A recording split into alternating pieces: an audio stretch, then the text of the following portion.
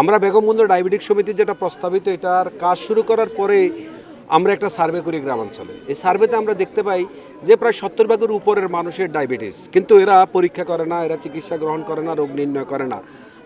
যারা হতদরিদ্র, অর্থনৈতিকভাবে অসচ্ছল, তারা চৌমুহনী মাইজদি যায় এই চিকিৎসাটা করতে রাজি না। যার কারণে এই অঞ্চলে বেগমগঞ্জের পশ্চিম অঞ্চলে আমরা একটা ডায়াবেটিক সমিতি গঠন করেছি। এই সমিতির মধ্য দিয়ে আমরা প্রতি সপ্তাহে আপাতত একদিন আমরা টেকনিশিয়ান এবং ডাক্তার বসানোর মধ্য দিয়ে তাদেরকে চিকিৎসাটা দিব, আমরা বই দেবো। আজকে আমরা শুধু ডায়াবেটিস না, আমাদের জেনারেল ফিজিশিয়ানরাও আছেন।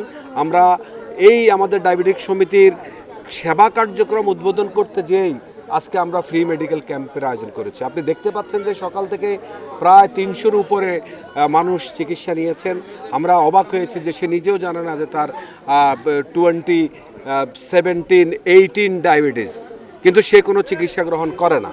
তো এই যে একটা অ্যাওয়ারনেস তৈরি করা, মানুষের মধ্যে সচেতনতা তৈরি করা। আপনি জানেন যে ডায়াবেটিস একটা ভয়ঙ্কর জিনিস, যে ডায়াবেটিস থেকেই সকল রোগের উৎপত্তি হয়।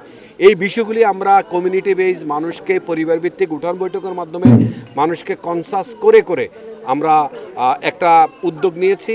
আপনারা আমাদেরকে সাথে থাকবেন, সহযোগিতা করবেন। বিনামূল্যে ট্রিটমেন্টটা চলতেছে, এটা অনেক ভালো হয়েছে। গ্রামের অনেক গরিব দুঃখী শহরে যায় ডাক্তার দেখানো সম্ভব না, এরা সবাই এখানে আসে আজকে অনেক উপকৃত হয়েছে, অনেক ওষুধও পাইছে, আমরাও অনেক উপকৃত হয়েছি।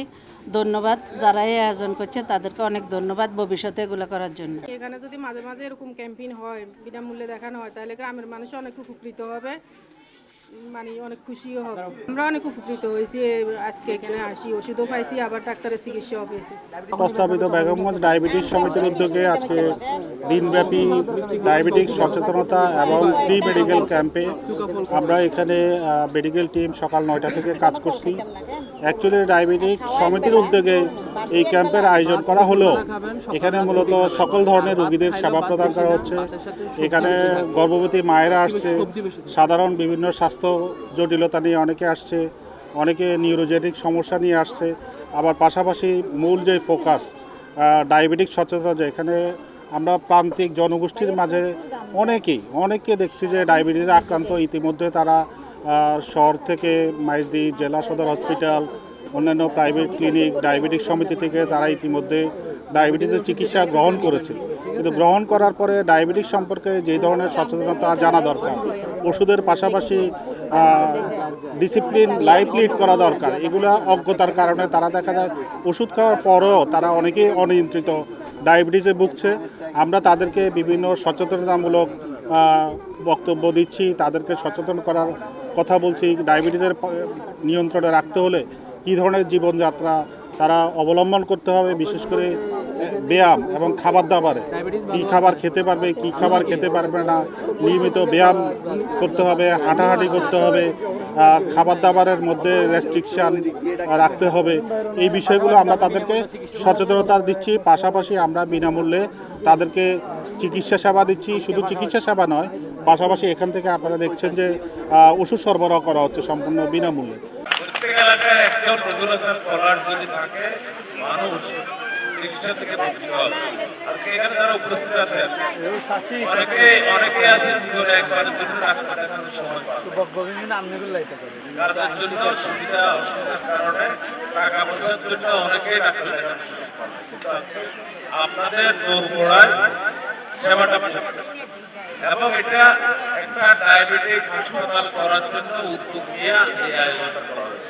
এখানে আজকে যে উদ্বোধন অনুষ্ঠান হতে যাচ্ছে, উদ্বোধন অনুষ্ঠানে গ্রাম অঞ্চলের বিভিন্ন মোটামুটি গরিব দুঃখী মেহনতি মানুষেরা এখানে যারা আজকে ফ্রি ট্রিটমেন্ট নেওয়ার জন্য আসছেন, আমরা সহকারে আসছি। আমরা এটার জন্য আমরা মোটামুটি কৃতজ্ঞতা প্রকাশ করছি এবং গরিব দুঃখী মেহনতি মানুষের যথেষ্ট উপকৃত হচ্ছে এই ক্যাম্পেইনের মাধ্যমে। এবং আগামী দিনে যে প্রস্তাবিত diabetes hospital, Begumganj diabetes hospital এখানে অনুষ্ঠিত হতে যাচ্ছে, এই প্রতিষ্ঠান চয়নিতে আসছে, এটার জন্য চয়ন ইউনিয়নের মানুষ যথেষ্ট খুশি এবং আশাবাদী যেন ভবিষ্যতে ভালোভাবে ট্রিটমেন্ট নেবে এখানে। অদূর ভবিষ্যতে যদি এরকম আরও উদ্যোগ নেওয়া হয় প্রত্যেকটা এলাকাতে, প্রত্যেকটা মহল্লাতে, তাহলে দূরের থেকে তারা না আসলেও হবে। বিশেষ করে ধন্যবাদ জানাই অ্যাডভোকেট রবিউল হাসান পলাশ মামাকে, যিনি আজকের এই উদ্যোগটা। আমরা আশা করি রাজনীতি করলে এরকমই করতে হবে, গরিব দুঃখী মেহনতি মানুষের পাশে গিয়ে দাঁড়াইতে হবে।